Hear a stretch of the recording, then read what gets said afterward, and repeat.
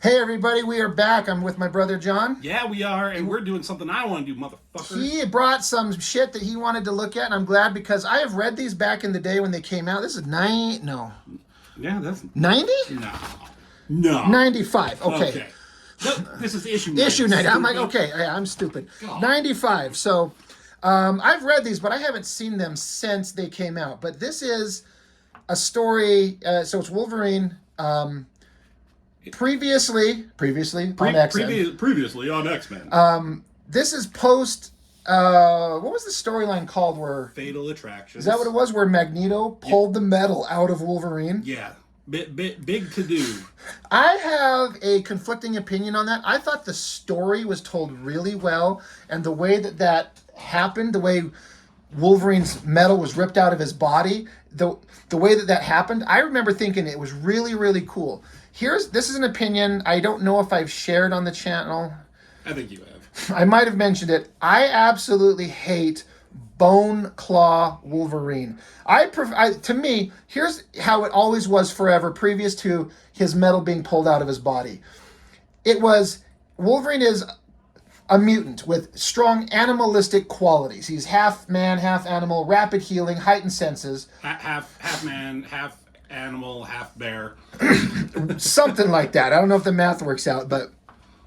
And then he was found by the Canadian government, and he was a perfect candidate due to his rapid healing to do this new scientific process to interject adamantium onto his skeleton. And then I guess they just decided, well, what's a great weapon to give him? Is to put claws under his skin out of this unbreakable metal that he can extend and retract at will. They're razor sharp, can cut through anything, and they're indestructible. That makes one of the most powerful physical fighters ever. Right. With rapid healing, unbreakable bones, and claws that can cut through anything. Like he could fall from a very great height and walk it off like it ain't shit. He could. He's a bad motherfucker. And so they ripped out his metal, and we just kind of assumed, well, he doesn't have claws anymore. But then in one issue, I think it was the next issue. So it was his adamantium was ripped out in X-Men 25. It was ripped out in X-Men.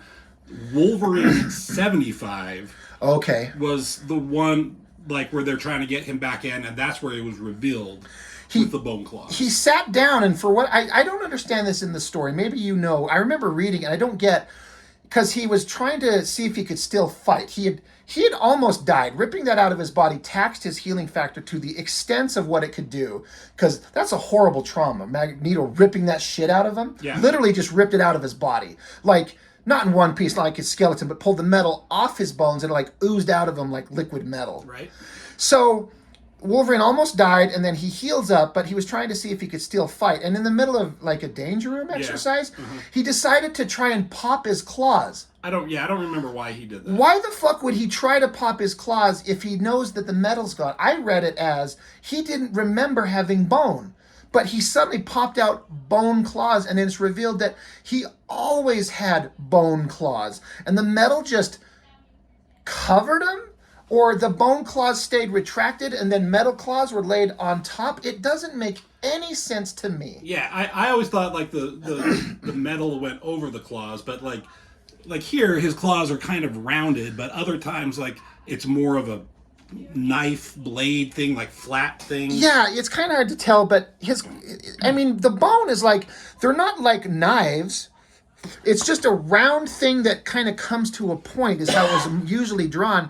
So the metal can't cover that because the metal claws are flat blades with the razor sharp edge. But it was always like that was always a thing. Like it was, and different artists had different interpretations and drew it differently. Yeah. Like, I think sometimes they did the round coming to a point. Some did like the flat thing. But whenever they did do the round ones, it never made sense to me because it was like adamantium's the most like the sharpest thing in the world. Indestructible, but it could cut through fucking anything. But he could only poke you with those. They're stabby. I know, but that's why like it was very inconsistent, I think, even before this. Right. They were mostly drawn as flat knives to cut. So I just like the idea that he doesn't have fucking claws anymore, but because it's such a defining trait. The claws are not... Like, if you take Batman out of his suit and remove his cowl and cape and his pointy ears... Bruce Wayne is still Batman, even if he's not in the cape. Wolverine is still Wolverine without his claws. I hate bone claws. That being said, there were elements to the stories that they were telling how I thought it was really interesting. He had to go on like a journey of discovery. Yeah. And his healing factor, if I remember correctly, they were saying how it was constantly healing himself from the adamantium, but once the adamantium was removed, that healing factor wasn't focusing so much on that. So he got even more quicker and faster and nimble because his healing factor was not taxed so much. That makes sense. I don't remember that because, like, right after that issue 75, this is issue 90, because he left the X-Men. Right, he went on like a journey. He went by himself, and he was like in constant pain. It seemed like he was still recovering from this ordeal. And maybe that was a thing with the healing factor. I don't. I remember one time him being in a bar and somebody was coming after him. He like jumped out of his seat, through a window, and jumped onto the guy and stopped him. And then he put on a hat and he said he's beginning to learn to enjoy this. Do you remember that scene? Mm-hmm. I remember catching that scene where he was healing up so good that it was his healing factor. He was becoming kind of like a newer guy. He may not have the metal bones and the metal claws, but his healing factor, it changed him around. I thought that was interesting. And the stories that were told were good.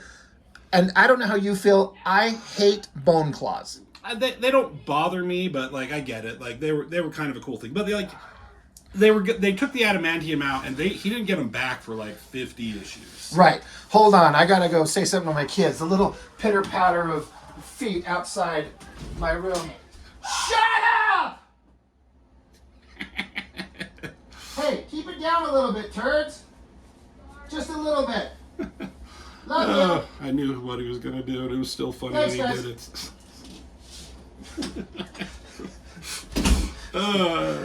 They're having fun. They're playing video games, and I don't want to curtail that, but they're getting a little loud. My God. Anyway, I was like, what is going on back there? I'm sure all your viewers were. They're murdering each other. Anyway, so like it went from 75, and I don't think he got his bone claws, his adamantium back until issue 125. It was a long time. It was 50 issues. So I'm like, they have to give him something. Like Wolverine, like his defining trait is his claws. His like number one, I would say. Yes. So I get why they had to do it, and it did, like you said, like make some interesting stories for him during that time. It presented a new thing to do with him, and I this is where you and I differ a little bit. I would have preferred he had no claws.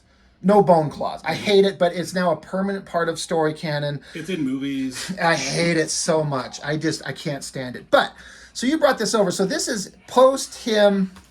Let's look at the cover. Sorry. Yeah. So this is kind of I don't know why they decided to make this such an important issue 90. So this is the issue right before the Age of Apocalypse storyline. Yeah. Like showed up, and there's going to be something that happens, I think, on the very last page that, if you don't know what was going on in the other X-Men issues, you're like, what the fuck just happened? Yeah. But that makes sense. So while Wolverine was gone, I think they wanted to interject that like a Wolverine personality. So Sabertooth he wasn't part of the X-Men for sure, but he was captured by them. He was like going through rehabilitation. There was the issues with the Phalanx. Oh, yeah. Which introduced Generation X, but all the X-Men were captured during that, and it was Banshee, Jubilee, White Queen, and Sabertooth. Oh, yeah. Who was kind of the core group of trying to fight the Phalanx at that time. So he was kind of like with the X-Men, but not really. But at this moment in the storyline...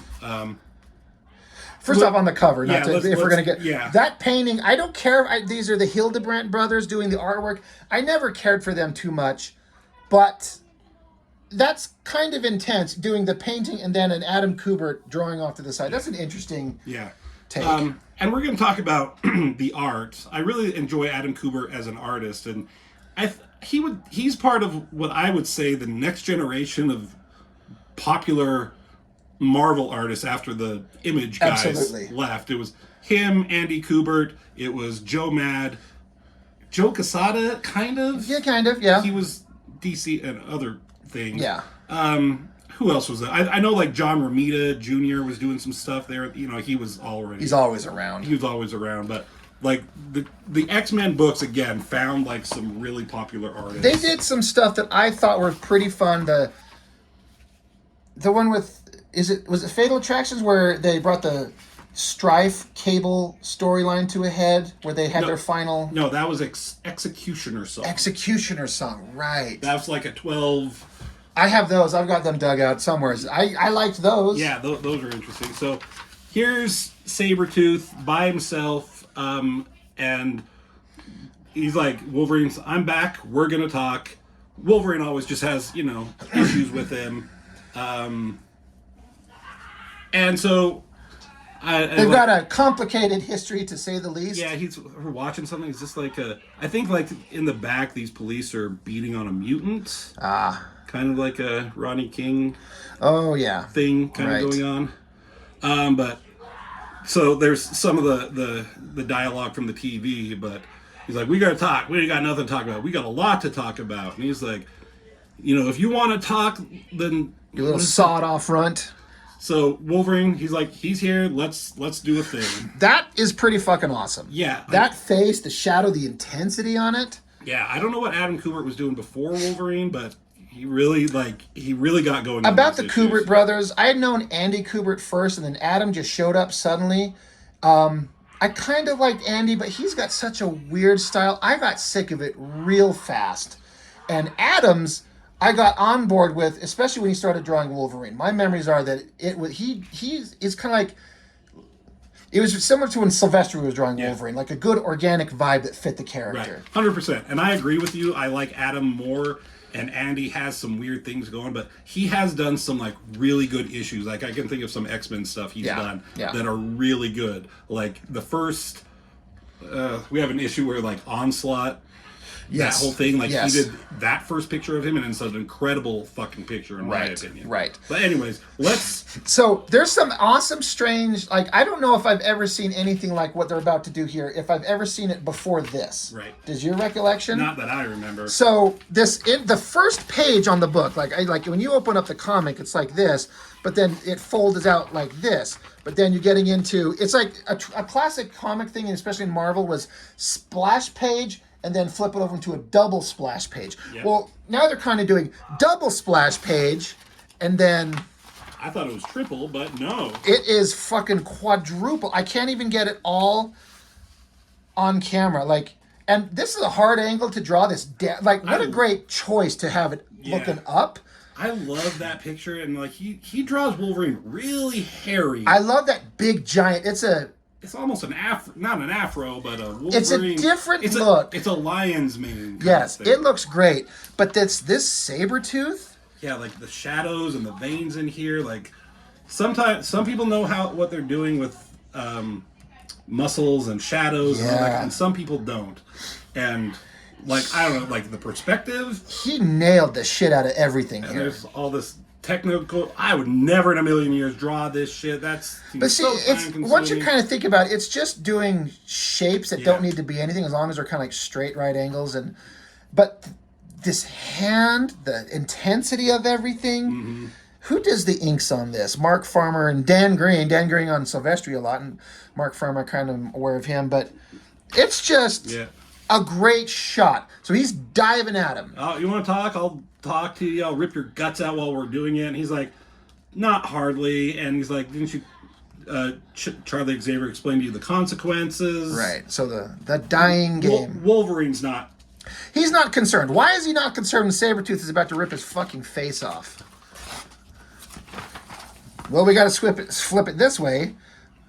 He's in Star Trek. He's in a force field. In the force field, and he's like, you think I'm going to let some erratic electrons stop me? Grah. So it's like he's hitting that force field and he's pushing up against it. Yeah, he's really trying to get through. He's like, I'm going to get through that. I like Wolverine here, his hair being kind of poofed back. The shading, the shadows is so good on him. Pretty intense, awesome. And then you can just see him. He's pushing. Pushing. He's getting so close, and he's not even budging. And it hits him back, and his hair. I like how his hair reacts. It's being pushed back, and then. Poof. Yeah. But he's like, I seem to remember Ford's telling me you could stop a full-grown mad elephant. He's like, I ain't no elephant. No, sir. You're something else entirely. Yeah. So what a great visual way to start out the book. That I forgot about that entirely, and that's pretty awesome. Yeah. And it's been a while since I've read this, so I don't know everything that was happened. It fried all his hair off him. Yeah. With the image of the mutant getting his ass beat on the screen behind him. Yeah, and he says like that was almost as good as the glow. He had Sabertooth had that his sidekick Birdie, who was like, kind of a telepath. Yeah, and they gave him this like telepathic glow that kind of stopped his homicidalness a little bit, made him not quite so crazy. Sorry, I know who this is. Uh-huh. Do you know who this is? No. Oh my God, I've got the issue of Wolverine. There was a random issue of Wolverine after issue 50 or leading up to issue 50 where he goes into a zoo and there was like this zookeeper. Power off. That's been a while since that happened. Where he was like a scrawny little guy that would murder animals for his own pleasures, and Wolverine runs across him, and then Wolverine lets a actual Wolverine loose in the zoo to chase him down. You'd know it if you saw it. Right. Silvestri drew it. That's who this is, because what possessed this crazed killer and what is the meaning of his strange obsessions with Wolverines? And that looks like the character. So they weren't beating up a mutant. They were just this random dude. Yeah. I don't know this for a fact, but I'm certain that that's who it is. Yeah. I know I've got it right behind. I could probably dig it out real fast, but...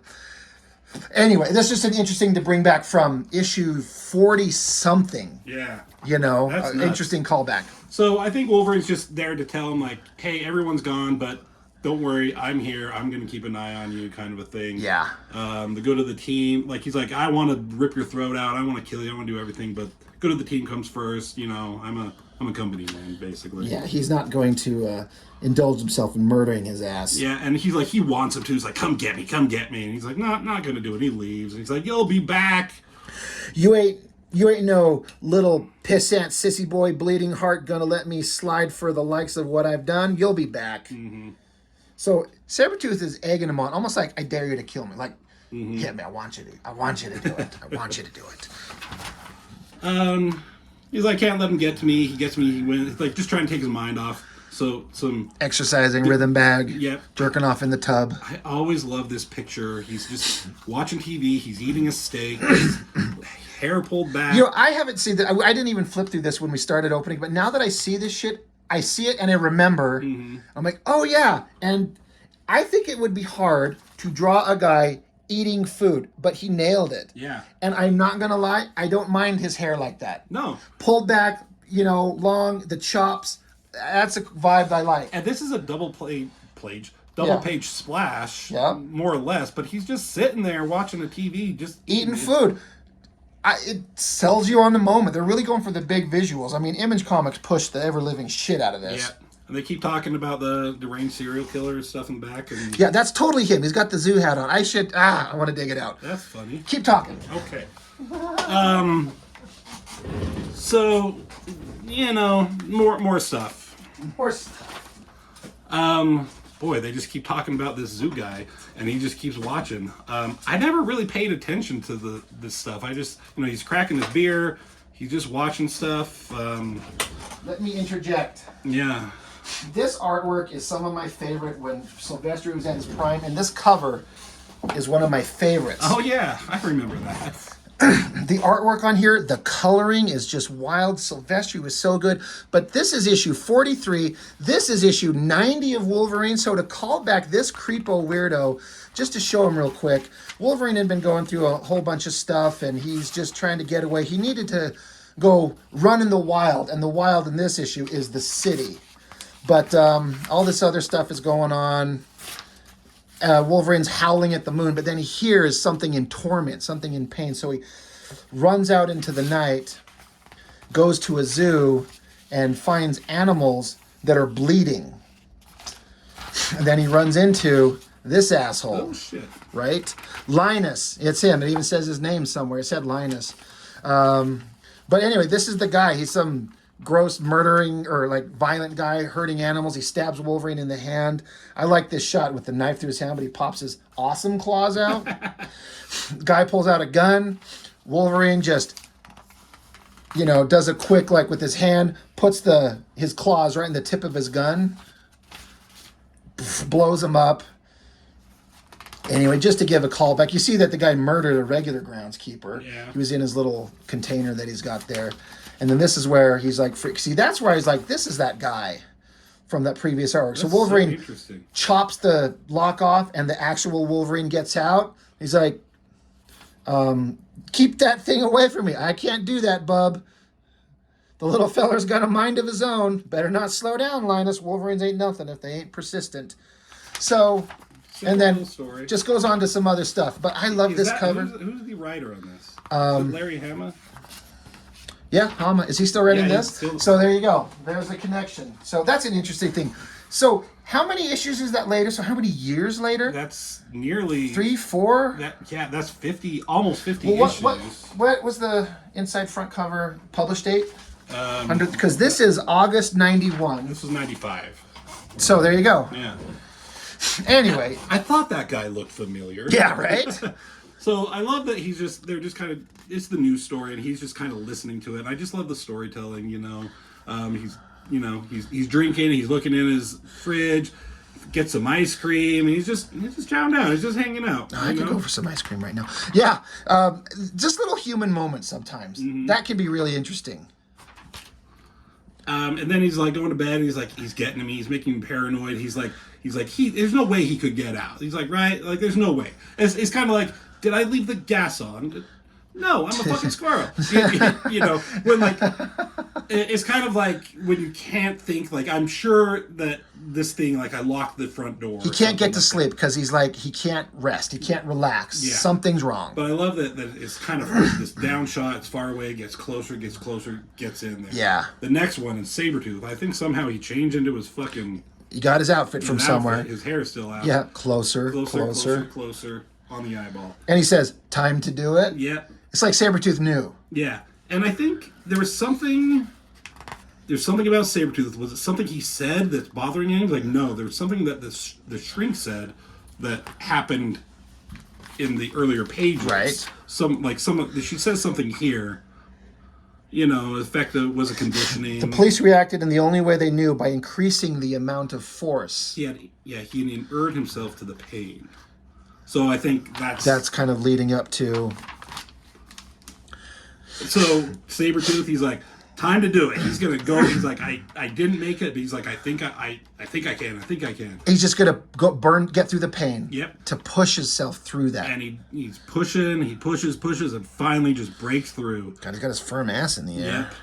Yep. He's like screaming, like this caused him no end of crazy pain. But I love that. He's like, you know what they say, that TV rots your brain. He's like, huh? I just love his huh? I like that evil smile on his face. He's so pleased with himself. It's like, fuck these guys. Yeah. Because he's got super hardcore advanced healing like Wolverine. Yeah. Oh. Yeah. Invert this shit. Wolverine's here. He's got this like mask thing, his muzzle, these things for his claws. For Sabertooth. Like these are your restraints. And these are things he has worn before. Right. But he's like, you gonna put them on peacefully? Yeah. Of course they're not. Yeah. Let's see. Was that what you're... He says, well, what are you gonna do, Logan? Chain me up and lock me in the basement? Not gonna happen. He's like, is that what your mom and dad did? Yeah. Maybe they were right. Away the key and went to... Immigrated to New South Wales. I fix them both just like I'm gonna fix you. So he charges, fight starts. Fights on. I love this.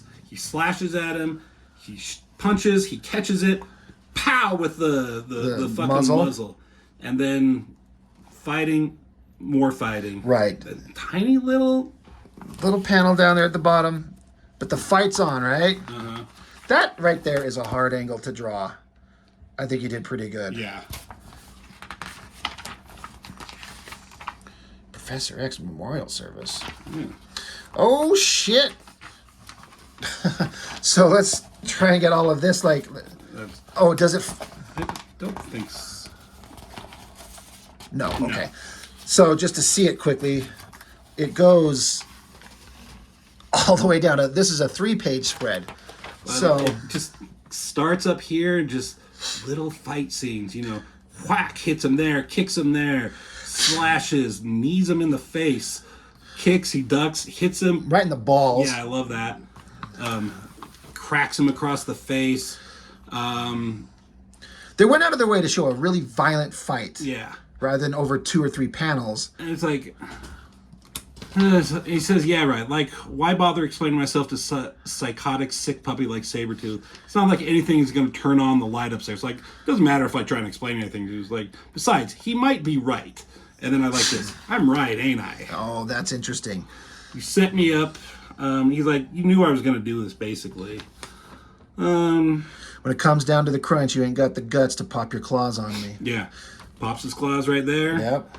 And he's like, go for it. All it takes is one good... He's like, just do it. Just kill me. You're gonna do it, right? I want you to do it. I want you. Get some payback for Silver Fox. Oh, shit. This is like Sabertooth. Like, I think Wolverine's kind of implying is like, there's no amount of talking to this psychotic monster. He's a psychotic monster through and through. There's no... Some things are too far gone you can't fix. Yeah. Sometimes the thing get broke and can't be fixed. Right. But he... retracts his claws. He's like, I'm not gonna do it. I'm not gonna let him get to me. Great face right there. Love that. Yeah. And he just starts ripping the fuck out of Wolverine. Yeah, and he's like, if you don't stop me here, I'm just gonna go after all them frails you've been sweet on. I've never heard the term frails referred to as women except in Claremont or Hama written comics. Yeah. It's a weird term. So he's like, I'm going to start with that uppity Jean Grey. Jesus. Jean Grey's been trying to rehabilitate him. Right. So then go to Heather Hudson.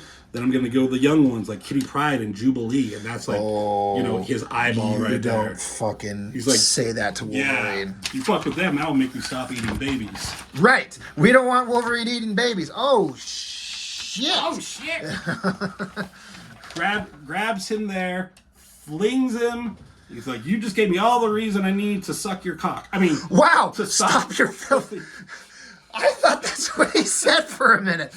I like it was got him by the head and slams him into. Like, this is another 4-page spread. Yeah. God, I forgot about all of this. That looks awesome. I mean, I often don't like the half mask, half not look. That works. Yeah. And God, this looks good. He really went all out, putting his heart into this shit. Look at him slamming it right up again. I mean, did Stephen Platt draw this? Yeah, he did. He signed it right there. But the way that they distort Sabertooth's face, as they do, they're showing up here, how he's got him by the head, taking him to the wall, and then just plants his face into it. Yeah. This is crazy. Like, it's hard to get it all. Like, if we go side by side like this, you can kind of, it's sideways, but you can see at least this part of it. I completely forgot about this, but now that I see it, I remember. Holy shit, that's awesome. I know, right? So Wolverine's pissed. You say you're going to murder my closest friends, the weakest of them all. Nuh-uh, No, sir. No, sir. So he's got him right here. He's like, let's see. Oh, I do believe. The little fireplug found the guts to get heavy on me. You said it, bub. I guess you're just a low animal like the rest of us. Fed up with you is like, quit yapping and do it. So he's got his hand under his jaw. Right. So schlick, it's not snicked anymore. It's schlick. So he pulls the 2 claws out. And he's right there. I love those ones pushing up against him. The idea, but there's no third one, but that could be. Yeah. So he's saying like I'm still gonna do the thing. I ain't lying. If you don't, you're punking out on me, short stuff. Let me walk. I swear I'll track down every living thing you cared about. Kitty Pryde, Jean Grey, Jubilee, Aurora, Cyclops. I'll make them suffer for a long time before I kill them. I'm ready for that last big glow. Do it. Schlicked. You hear the sound effect and you see the shatter of the eye. So, what is that? Shatter of the that. If you don't know what's going on in the other X-Men comics, so in X-Men and Uncanny X-Men, there was the Legion quest, right? Basically, and that's where Legion went back in time, and he wanted to kill Magneto because Magneto disrupted Professor Xavier's plans, but accidentally he ends up killing Professor X in the past, which sets off Age of Apocalypse, right? Age of Apocalypse was a major deal. They announced in the news reporting that Marvel was going to cancel all its X titles. There ain't no fucking way, but it was like they're doing it. Yeah. Because. But, and I don't remember why, but during that thing in the present, like because there was a few X-Men that went in the past, like Psylocke, Iceman, Storm, Bishop. Bishop ended up staying in the past. That was a whole thing. But in the present, with all the rest of the X-Men, I don't remember why, but the M-Cron crystal was coming, like it was expanding, like it was crystallizing everything. And at that same moment when everything happened in the past, the M-Cron crystal like froze everything. Okay. Which is what that is. So that's tied into that massive line-wide crossover storyline they're doing. Yeah, so like... And it happened to just happen right here at this awesome made dramatic last moment where Wolverine pops that claw into his brain, which should kill him, presumably. Yeah, for sure. I think in X-Men, like Rogue finally kissed Gambit, you know? Right. And they got frozen in that moment. Yeah. So, and then... You don't know what happened for months because it went through. It went to the Age of Apocalypse, right? Yeah. Weapon X #1, which is the Age of Apocalypse world. So it trailed off for 4. Are they 4 issues each? It was 4 issues plus there was the X-Men Alpha, X-Men Omega, before and after. So like half a year. Probably. That's a hell of a cliffhanger to leave unexplained. Yeah. For a long time. So spoilers, he does, but what happens from what I think they tell him, he puts the claw up through his chin, into his skull, but doesn't go like all the way through. It basically pokes his brain. Right. And he makes him... Docile. Like he's a fucking little kitty cat. All his angry, violent, murderous rages are gone. Yeah. And so it turned him into a very different thing for a while. For a while, and then they realized that he was faking it. He was just playing. Yeah. Of course. And then he had those are issues I was looking for. Yeah. He really hurt Psylocke when she realized that he wasn't that way anymore. He almost killed her. Wolverine and... I think I might have that in my other room. I picked up a reprint of it. Yeah. Wolverine and Archangel go to Tokyo somewhere, like, to get, like, a mystical Japanese healing thing for... Those are good issues drawn by Joe Madureira. We'll have to... Yeah. But, I mean, you hate you talk like you hate Wolverine without his like fucking his bone claws. This is a good use of them. Yeah, but do you remember what happens in issue 100? 10 issues after this, when like these guys try to put these disciples of Apocalypse try to put his adamantium back in. Did they turn him into a weird noseless mutant little dog thing that's worse than this? Hated that. Hated that. So bad. I forgot it. I about purged it from my mind. I almost brought that. Maybe next time I come by, I'll bring we need to have a good shit on a comic thing. Yeah. This was fantastic. Now that I see it, I remember it, but I haven't seen it in years. Yeah. What a great book. And just a simple little storyline, just Wolverine, just them. Sabertooth. Focusing on their very complicated, contentious, violent, murderous relationship. Mm-hmm. Good pick, Johnny. Man, and Adam Kubert brought the thunder. Yeah, he did. He was going for it. He was earning his paychecks on that and loved it. So, really cool. A lot of fun stuff. You know, in a way in my brain, X-Men got less interesting after Jim Lee left. Yeah.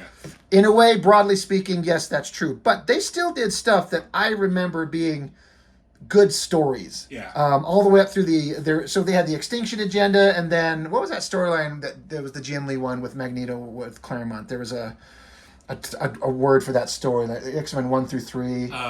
Shit. Anyway, we'll think of it. But then they did the Fatal Attractions, which was a Magneto storyline where Wolverine lost his medal, and then what's the Executioner song? They did it with Strife. There was X-Men, Uncanny X-Men, X Factor, and X-Force crossover. It brought to fruition that's where Greg Capullo and X-Force came about too. He started on that and then took on the reins of drawing X-Force post that storyline. But it took, because Cable had showed up and was part of a new wave of characters and a militant kind of mindset, and that was like the culmination of his actions and his way of thinking. It's actually really good. I need to dig those out. I'll do them on my own or with you. Those are fun. I think I have that in a collected book. That actually might be easier. I know I've got the singles somewhere. But I remember that being a fun story because Professor X gets executed. He gets shot right at the beginning by Cable.